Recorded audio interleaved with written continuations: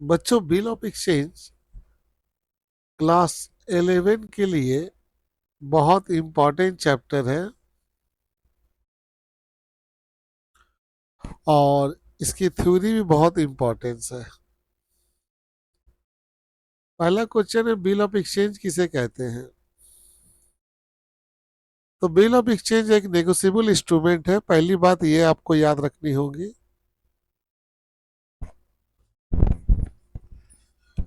कि ये एक नेगोशिएबल इंस्ट्रूमेंट है।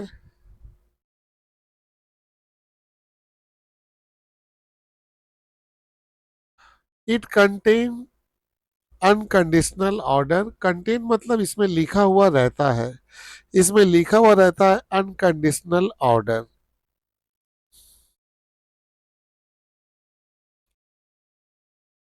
डायरेक्टिंग अ सर्टन पर्सन, इसमें एक फिक्स आदमी होता है जिसको डायरेक्टिंग किया जाता है। डायरेक्टिंग की तरफ का मतलब उसके बारे में बताया जाता है कि वो आदमी क्या करेगा।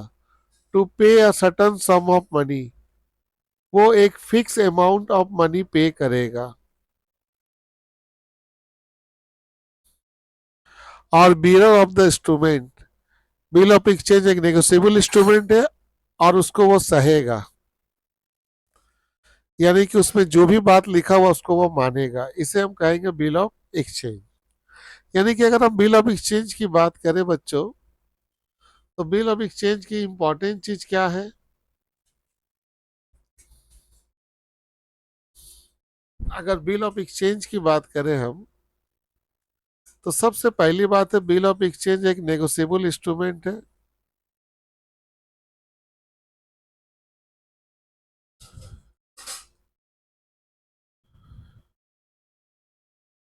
ये इसके बारे में हमें मालूम चला। नेगोशिएबल इंस्ट्रूमेंट क्या? कानून है। दूसरी इस डिफिनेशन में इंपॉर्टेंट चीज क्या मिला? ये अनकंडीशनल ऑर्डर है।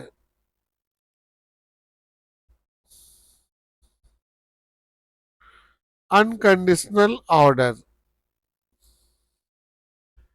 बच्चे लोग, अनकंडीशनल ऑर्डर किसे कहते हैं ये जान लो।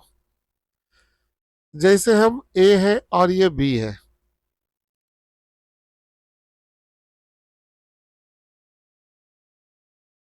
ए ने कहा कि मैं एक एग्रीमेंट कागज बना रहा हूं, उसमें आप साइन करो। बी बोल रहा है, ध्यान से देखो, ए बोला कि मैं बिल बना रहा हूं। बी बोल रहा ठीक है, आप बिल तभी बनाओ। बी कह रहा है ए को, आप बिल तभी बना सकते हो जब आप मेरा मेरा काम कर दोगे तब।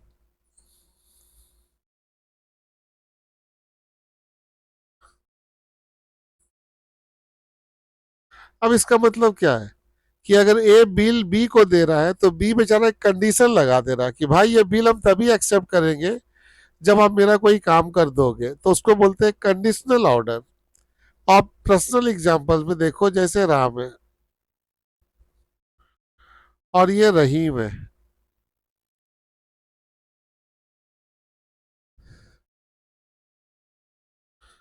राम बोल रहा भाई,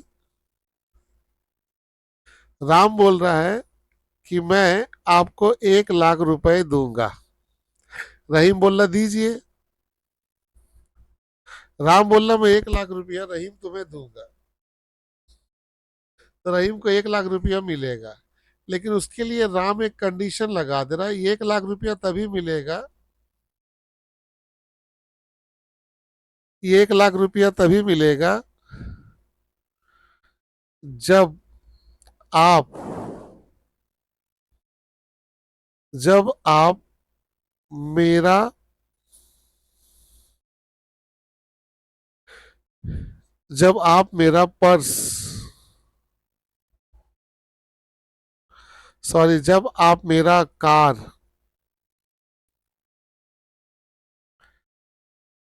गैरेज में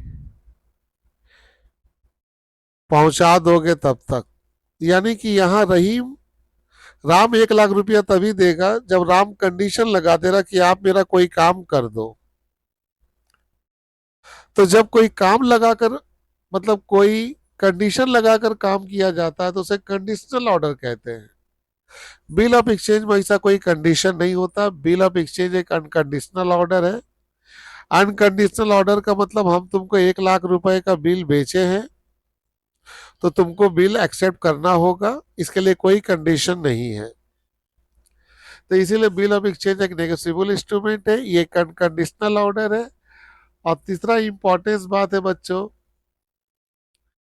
इसमें जो बात किया जाएगा डायरेक्टिंग अ सर्टेन पर्सन।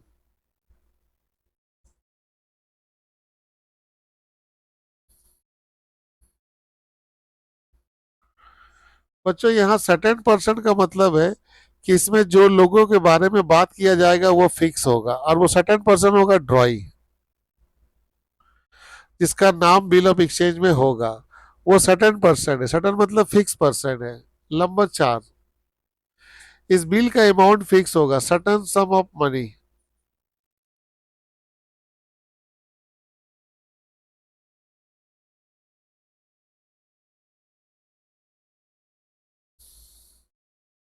अगर आपसे कोई पूछे बिल ऑफ एक्सचेंज क्या है तो ये 4 बातें उसको बता दीजिए कि बिल ऑफ एक्सचेंज सर एक नेगोशिएबल इंस्ट्रूमेंट है, ये एक अनकंडीशनल ऑर्डर है, इसमें डायरेक्टिंग है सर्टेन पर्सन, इसमें एक सर्टेन पर्सन की तरफ इशारा किया जाता है।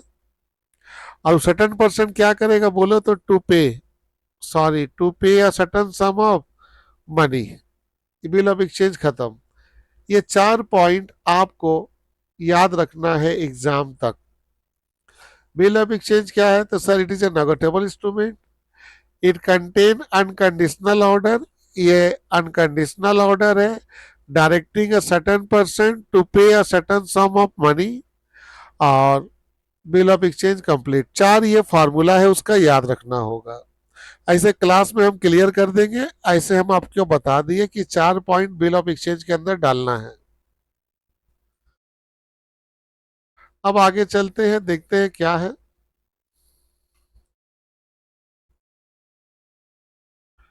How many party involve in bill of exchange, बहुत इंपॉर्टेंस। बिल ऑफ एक्सचेंज में पार्टी कितनी होती है?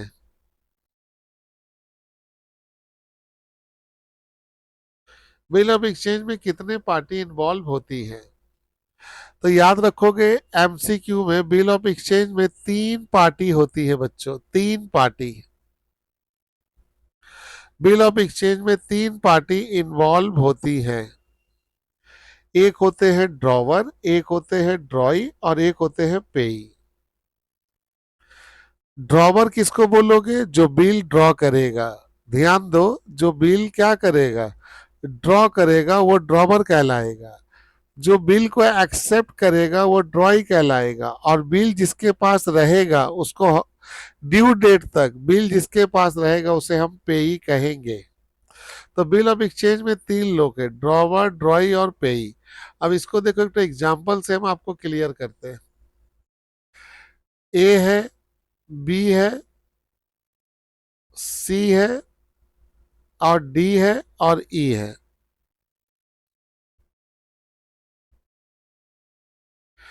ए बी के ऊपर बिल ड्रॉ किया, अब बी वो बिल को एक्सेप्ट किया।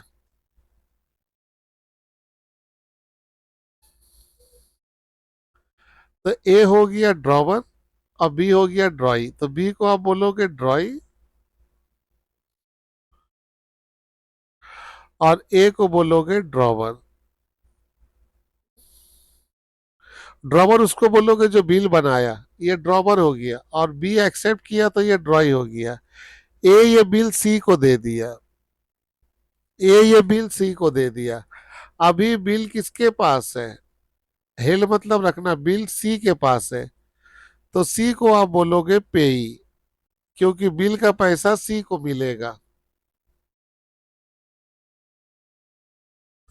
बिल का पैसा सी को मिलेगा। अब सी दे दे रहा ई को, तो अभी बिल किसके पास है? तो सर अभी बिल जो है वो ई के पास है, तो आप ई को बोलोगे पेई। फिर ई ये बिल किसको दे दे रहा है, डी को, तो अभी बिल डी के पास है, तो डी को बोलोगे पेई। तो जिसके पास बिल रहेगा उसको पेई बोलोगे। तो पहला बात है बिल ऑफ एक्सचेंज में, ऐसे आप तो देख रहे हो A B C D E, पांच लोग देख रहे हो। बिल ऑफ एक्सचेंज में पांच लोग नहीं होती है, तीन ही लोग होती है। दो तो मेन पार्टी होते हैं, एक होते हैं ड्रॉवर जो बिल को ड्रॉ करते हैं, जो बिल बनाते हैं, और एक होते हैं ड्रॉई जो बिल को एक्सेप्ट करते हैं। इसके बाद ये बिल घूमता है, ये बिल जिसके जिसके पास घूमेगा वो कहलाएगा पेई। अभी बिल सी के पास है तो सी को बोलोगे पेई। अभी बिल ई के पास है तो ई को बोलोगे पेई। अगर बिल डी के पास है तो डी को बोलोगे पेई। तो आई थिंक बेटा याद हो गया बिल ऑफ एक्सचेंज में कितने लोग शामिल होते हैं। तो सर तीन लोग होते हैं, एक होते हैं ड्रॉवर,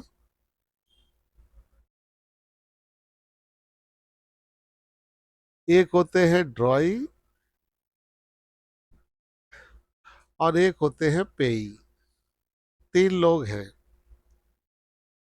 अब आते हैं ग्रेस डे। ग्रेस डे किसे कहते हैं बेटा, ग्रेस डे ऐसे याद रखना, 3 डेज, 3 डे एक्स्ट्रा याद रखोगे, यानी कि 3 दिन एक्स्ट्रा दिया जाता है तो उसको बोलते हैं ग्रेस डे। अब वो है क्या, इधर मैं एग्जांपल में दिखाता हूँ। जैसे मान लो बिल का पेमेंट वाला डेट है वो है 5/3/24, यानी कि बिल को आपको पेड करना है 5 मार्च को। तो बिल ऑफ एक्सचेंज का रूल है कि आप 5 तारीख को मत दो, इसमें 3 दिन आपको और मिलेगा। तो 8/3/24, तो उसका रियल पेमेंट का जो डेट आएगा वो आएगा कब, 8। जबकि सवाल में उसका निकल रहा है 5 तारीख, ये 5 तारीख उसका पेमेंट का डेट निकल रहा, लेकिन 3 दिन एक्स्ट्रा दिया जा रहा, ये 3 दिन एक्स्ट्रा दिया जा रहा। अब वो 5 तारीख नहीं 8 तारीख को पेमेंट करेगा। इसी का नाम पड़ गया ग्रेस डे। ग्रेस डे बेटा 3 दिन एक्स्ट्रा दिया जाता है। देखो grace day refer to the 3 extra days, ये इंपॉर्टेंस बात है। ग्रेस डे का मतलब होता है 3 एक्स्ट्रा दिन added to the period of the bill, और ये बिल का जो समय होगा उसमें ऐड कर दिया जाता है। देखो हम इसमें ऐड किए ना, 5 में 3 जोड़े तो 8 हुआ। तो ग्रेस डे जो होता है बेटा वो हमेशा 3 एक्स्ट्रा डे होता है जो बिल के पीरियड में जोड़ दिया जाता है। तो ग्रेस डे बार बार पूछा जाएगा एग्जाम में, बता देना कि सर ये 3 एक्स्ट्रा डेज है और ये बिल के पीरियड में जोड़ दिया जाता है। अब आते हैं next question, what do mean by the honour of bill. Honour of bill का मतलब होता है payment. When the payment of a bill is made by the drawee, थोड़ा ध्यान से देखो, बिल का पेमेंट जब ड्रॉई कर देता है, जब बिल का पेमेंट ड्रॉई कर देता है ड्यू डेट में, उसको कहते हैं honour, honour of the bill. Honour का मतलब है पेमेंट कर देना, पैसा बाकी नहीं है, बिल का पेमेंट कर देना।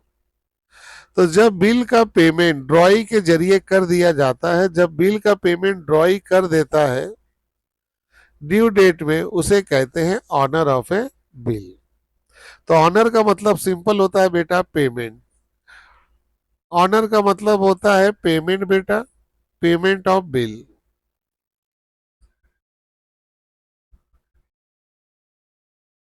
What do mean bye dishonoured, dishonoured इसका उल्टा है, पेमेंट नहीं हो रहा बेटा। तो जब बिल का पेमेंट नहीं होगा तो उसको बोलोगे डिजॉनर, नॉट पेमेंट।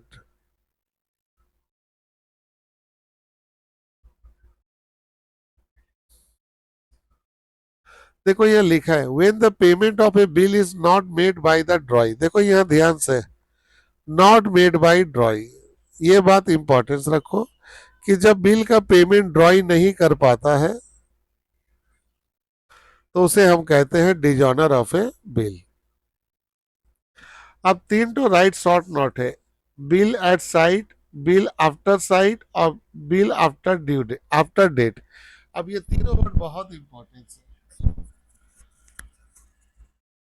ये तीनों वर्ड बहुत इंपॉर्टेंट है।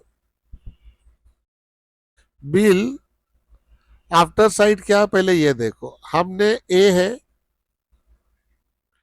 हमने बिल दिया बी को, बोला भाई बी 1 लाख रुपए का बिल है, इसका पेमेंट करो। लेकिन हमने उसमें कोई टाइम मेंशन नहीं किया, कोई टाइम नहीं है, कब देना है, नो टाइम। यानी कि जब हम बिल बी को दिए और उसमें कोई महीना मेंशन नहीं किए, तो उस बिल को बोलेंगे बेटा एट साइट। एट साइट का मतलब होता है बेटा ऑन डिमांड। ऑन डिमांड का मतलब है कि हम जब आपसे बिल, आपके पास बिल लेके जाएंगे, आप मेरे को पैसा दे देंगे। इसको कहते हैं बिल एट साइट। याद रखोगे, एट साइट का मतलब होता है आप बिल देखो और पैसा दो। मान लो आज हम बिल ड्रॉ किए और रात को आपसे जाके हम पैसा ले सकते हैं, इसमें कोई टाइम मेंशन नहीं होता है। देखो हम लिखे हैं, अब इसको समझाते हैं। When the bill at sight, जब bill at sight mention on the bill, अगर बिल के ऊपर एक वर्ड लिखा हुआ है bill at sight, the drawee, उसका मतलब होता है drawee ready to pay the bill. इसका मतलब ड्रॉई तैयार होता है, ड्रॉई को तैयार रहना होगा बिल का पेमेंट के लिए। When the bill presented by the पेई, अगर पेई के पास ये बिल है और पेई ये बिल लेके प्रेजेंट हो जाए, तो इसको पैसा देना पड़ेगा। इसमें कोई टाइम नहीं रहता। इसमें इंपॉर्टेंस क्या बात है कि इसमें कोई ग्रेस डे नहीं मिलेगा। जो 3 दिन एक्स्ट्रा मिलता है, इसमें ग्रेस डे नहीं मिल सकता, क्योंकि इसका ड्यू डेट नहीं है, तो ग्रेस डे नहीं मिलेगा। दूसरी इंपॉर्टेंस बात क्या बेटा, इसका कोई फिक्स पीरियड नहीं है इस बिल का। इस बिल का दूसरा नाम क्या है, डिमांड ऑन बिल, इसको कहते हैं डिमांड ऑन बिल।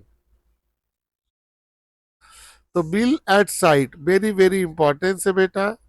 अगर आपसे कोई पूछे बिल एट साइट, तो आप तुरंत कह देना कि सर बिल एट साइट जब बिल में लिखा रहता है, तो ड्रॉई को बिल का पेमेंट करने के लिए तैयार रहना पड़ेगा।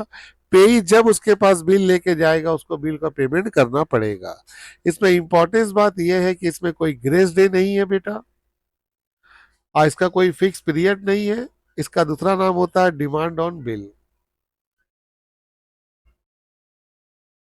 बिल आफ्टर साइट, अगर बिल में लिखा हुआ आफ्टर साइट, ध्यान से देखो, when the word after site mention on the bill, mention मतलब लिखा हुआ, अगर बिल के ऊपर आफ्टर साइड लिखा हुआ है, तो उस बिल का ड्यू डेट निकाला जाएगा from the date of accepting the bill. याद रखोगे, उसका ड्यू डेट जो निकाला जाएगा from the date of accepting the bill. यही इसकी इंपॉर्टेंस है। इसको क्लास में और क्लियर कर देंगे बेटा। बस इतना बात याद रखोगे कि जब आफ्टर साइड बिल में लिखा रहेगा, तो बिल का ड्यू डेट जो निकाला जाएगा from the date of accepting the bill, और इसमें 3 दिन एक्स्ट्रा दिया जाएगा, यानी कि इसमें ग्रेस डे दिया जाएगा। इसके बाद है बच्चों बिल आफ्टर डेट। अगर बिल में लिखा हुआ आफ्टर डेट, तब बिल का ड्यू डेट, ध्यान से रखो, ये एक्सेप्टिंग था, यहाँ ड्रॉ हो जाएगा। बिल का ड्यू डेट जो निकाला जाएगा from the date of bill draw, इसमें भी 3 दिन एक्स्ट्रा दिया जाएगा।